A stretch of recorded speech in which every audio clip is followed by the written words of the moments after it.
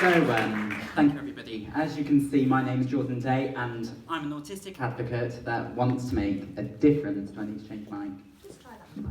Hello? Thank you. So, let me tell you a little bit about myself. So, I'm 20 years old and I was diagnosed with Asperger's syndrome when I was 12 years old, back when I was a pupil here at Myton. For a living, I'm a special educational needs and disability learning support assistant. As Tess said, to most of you who don't know what that is, I'm a TA. So I provide one-to-one support for pupils with additional needs, and I also work across my school to provide a wide range of support for pupils with social, emotional, sensory and academic needs. As well as this, I run an online platform to raise awareness of autism spectrum conditions, and I'm in the early stages of launching this as a community project in my local community to give local autistic adults advocacy opportunities online, as well as creating a social group for those autistic adults. But let's rewind a few years. Try to find a picture where I look quite anxious, but I think I'm more up to no good here. So, anxious. Jordan is an anxious child. It's probably a really common phrase used about children before they get their diagnosis. Your child is anxious. Let's have a look at some of the things said about me. Finds changes very challenging, requires control over situations and surroundings, overly emotional and tearful, cries over very small things, very attached to people and finds it hard to move on, dislikes loud noises, won't wear certain clothes, won't eat certain foods, always moaning about being in pain, never going outside at playtime, rarely seen mixing with peers during the day, always around adults, prefers to work alone, rarely completes tasks on time, behaves well at school, but a nightmare at home. Do any of these sound familiar about any of the young people you live with or support? Yeah. Now, is this really all down to anxiety and nothing else?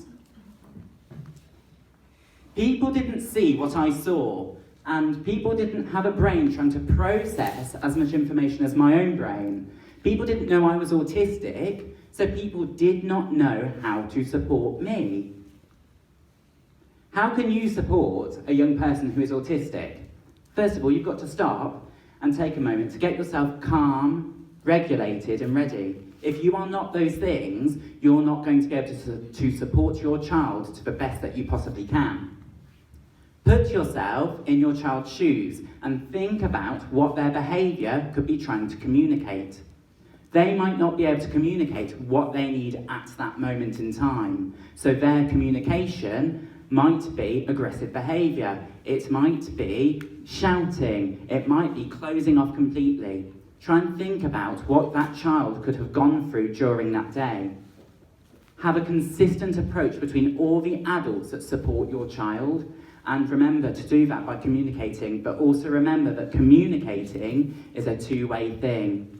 It needs to be consistent to have a positive approach to it. Don't push your child too hard to do things. They'll do things when they're ready, but you want to push them to encourage them positively, but don't push them too far or you'll push them away. Listen to your child and think about what they want to do. You may need to make a lot of compromises and do things on their terms to provide security and safety and get some trust. Make time for your child.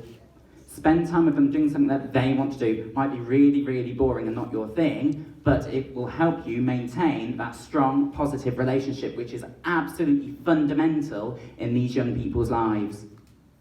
Remember to use the 3C pathway: connect, calm, communicate. Think of Maslow's pyramid of hierarchy needs. Start from the bottom, work your way up. Things like the curriculum, good social skills, creativity, flexibility in transitions are all in that top section with self-actualization. How on earth can we possibly tackle these things if we cannot get the child to feel safe, to have their sensory needs met, to feel secure and trusted? Build from the bottom first. Support your child with everything they physically need. And with solid foundations and a strong bond of trust, you will find a lot of these things will come naturally in time. Remember to create a strong foundation first. You cannot build a house starting with the roof. Going back to this, can you notice that I've written these all in the present tense? Because all these things haven't just gone away.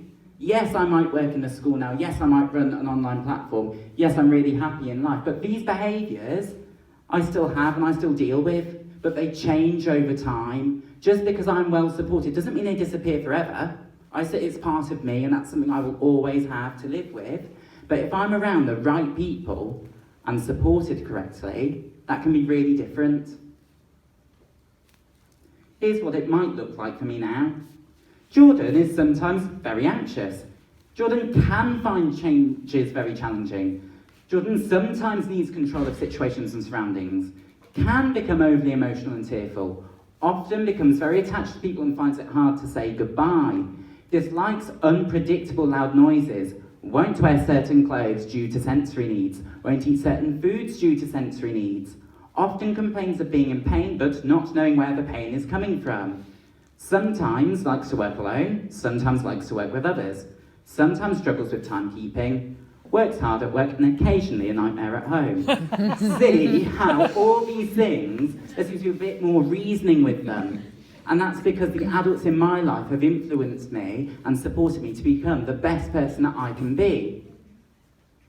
As I've said, my name is Jordan Day and I'm an autistic advocate who wants to make a difference. Thank you very much.